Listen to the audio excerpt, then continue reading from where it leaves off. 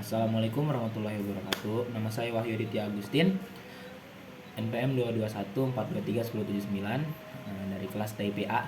Saya akan menjelaskan tentang 4 subtopik, yaitu tentang inventarisasi makhluk hidup di lingkungan kampus, yang kedua tentang mikroskop, yang ketiga tentang pengamatan struktur tumbuhan, yang keempat tentang pengamatan struktur tubuh hewan. Yang pertama adalah inventarisasi makhluk hidup. Makhluk hidup didefinisikan sebagai suatu organisme yang mampu mempertahankan dirinya dari berbagai perubahan lingkungan yang dapat berkembang biak untuk melestarikan jenisnya. Berbagai jenis makhluk hidup terdiri dari berbagai tumbuhan dan hewan dan lain-lain. Tumbuhan dibagi dua, yaitu tumbuhan monokotil dan tumbuhan dikotil. Tumbuhan monokotil itu tumbuhan yang berkeping satu ya, sedangkan dikotil itu tumbuhan yang berkeping dua. Sedangkan hewan juga dibagi dua, yaitu hewan vertebrata dan avertebrata. Vertebrata itu hewan yang bertulang belakang, avertebrata itu hewan yang tidak bertulang belakang. Yang pertama subnya adalah tumbuhan. Tumbuhan dikotil memiliki ciri-ciri yaitu memiliki akar tunggang, batangnya bercabang dan berkambium, daunnya melebar dengan tulang daun yang menyirip atau menjari. Tumbuhan monokotil memiliki ciri-ciri yaitu akar serabut, batangnya tidak bercabang, tidak memiliki kambium, daunnya memanjang, dan tulang daun yang sejajar.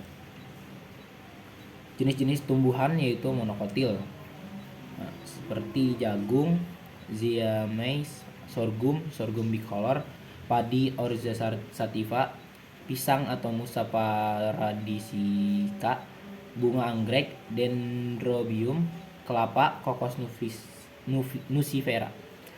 Dikotil contohnya adalah pohon jati, pohon sengon, pohon akasia, pohon bungur, pohon mangga, dan pohon mahoni. Sedangkan pada hewan, yaitu hewan vertebrata, adalah hewan yang memiliki tulang belakang. Contohnya seperti kucing liar, semua jenis kucing terutama, anjing, rusa, ayam, burung gereja, dan lain-lain. Hewan avertebrata yaitu hewan yang tidak memiliki tulang belakang. Contohnya seperti lalat, capung, ulat penggulung, daun pisang, semut, rayap, dan belalang. Selanjutnya kita akan masuk ke subbab yang kedua, yaitu mikroskop. Mikroskop adalah alat laboratorium yang digunakan untuk mengamati benda yang sangat kecil dan benda yang tidak tampak oleh indera penglihatan secara langsung. Ukuran bayangan atau gambar yang dihasilkan oleh mikroskop dapat mencapai jutaan kali ukuran benda aslinya. Mikroskop dibagi menjadi dua kelompok utama, yaitu mikroskop elektron dan mikroskop cahaya atau mikroskop majemuk. Mikroskop cahaya yaitu sebagai gelombang cahaya. Mikroskop dibagi dua, yaitu dengan 1. Monokuler, 1 lensa okuler, 2. Binokuler dengan 2 lensa okuler. Mikroskop elektron adalah sebuah mikroskop yang mampu untuk melakukan pembesaran objek sampai 2 juta kali, yang menggunakan elektrostatik dan elektromagnetik untuk mengontrol pencahayaan dan tampilan gambar, serta memiliki kemampuan pembesaran objek serta resolusi yang jauh lebih memadai daripada mikroskop cahaya. Mikroskop majemuk memiliki 3 sistem sifat. Yang pertama adalah lensa objektif, lensa okuler, dan lensa kondensor. Lensa objektif dan lensa okuler masing-masing terletak pada kedua ujung tabung mikroskop. Lensa objektif ini berfungsi untuk memperbesar bayangan pertama dari objek. Lensa ini terdiri dari 4 pembesaran, yaitu 4 kali, 10 kali, 40 kali, dan 100 kali. Pada praktikum biologi dengan topik penggunaan mikroskop berfokus pada mikroskop cahaya atau majemuk saja. Lensa okuler berfungsi untuk membesar bayangan yang dihasilkan oleh lensa objektif. Dengan pembesaran maksimum yang dihasilkan dapat mencapai 1000 kali. Lensa okuler yang terdiri atas satu lensa tunggal atau monokuler atau lensa ganda binokuler. Dalam menggunakan mikroskop majemuk, mikroba yang akan diamati atau spesimen yang akan diamati harus disiapkan dalam bentuk yang tipis seperti olesan atau usapan menggunakan kaca slide atau kaca objek atau biasa disebut juga preparat yang ditutup dengan kaca penutup atau cover glass, cover slip. Lensa kondensor berperan untuk menerangi objek dan lensa mikroskop lain. Selanjutnya subbab yang ketiga yaitu pengamatan struktur tumbuhan. Struktur tumbuhan terdiri dari dua sistem, yaitu sistem akar dan sistem tajuk. Sistem akar terdiri dari organ akar, sedangkan sistem tajuk terdiri dari organ batang, daun, dan bunga. Akar berfungsi sebagai penyerap air dan unsur hara yang dibutuhkan oleh tumbuhan. Batang berfungsi sebagai penyangga sehingga tumbuhan dapat berdiri tegak, mengangkut air dan zat hara dari akar ke daun, serta juga dapat berfungsi sebagai tempat menyimpan cadangan makanan.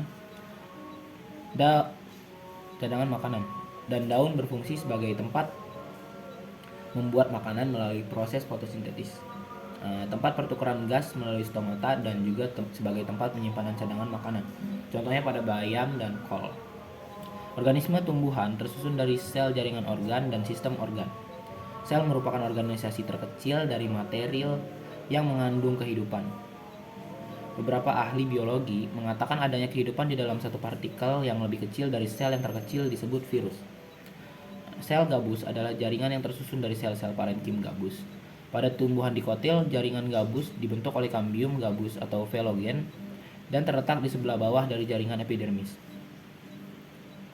Epidermis adalah jaringan yang terletak di bagian paling luar pada setiap organ tumbuhan, seperti pada akar, batang dan daun, bunga, buah, serta biji. Korteks terletak langsung di bawah epidermis. Sel-selnya tidak tersusun rapat sehingga banyak memiliki ruang antar sel. Sebagian besar dibangun oleh jaringan parenkim. Jaringan adalah sekumpulan sel yang memiliki bentuk dan fungsi yang sama. Jaringan-jaringan yang berbeda dapat bekerja sama untuk suatu fungsi fisiologi yang sama dan membentuk organ. Jaringan permanen dikategorikan menjadi 3 kelompok utama. Yang pertama epidermis atau jaringan pelindung, terdiri dari sel-sel yang menyusun lapisan luar, daun, dan bagian-bagian tumbuhan yang masih muda. Jaringan pengangkut menyusun xilem dan floem. Dan jaringan dasar mencakup parenkim, klorenkim, kolenkim, dan sklerenkim. Stomata merupakan bagian pada epidermis, organ tubuh.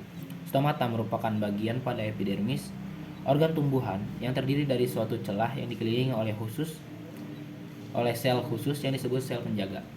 Stomata sangat penting bagi tumbuhan karena pori stomata merupakan tempat terjadinya pertukaran gas dan air antara atmosfer dengan sistem ruang antar sel yang berada pada jaringan mesofil di bawah epidermis.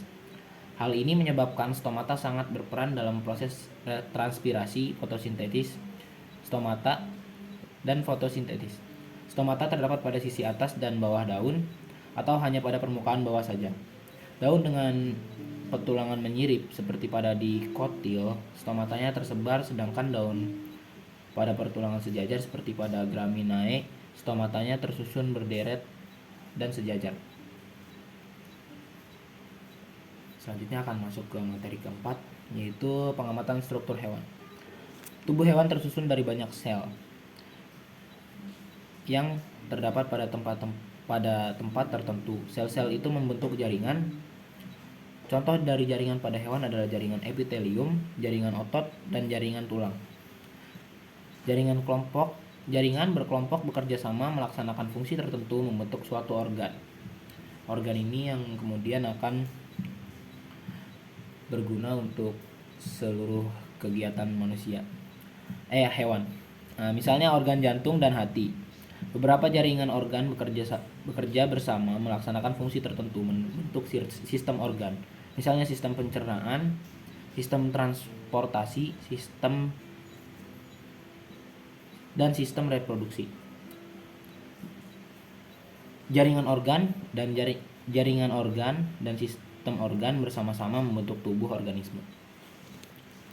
Sekian dari saya. Assalamualaikum warahmatullahi wabarakatuh.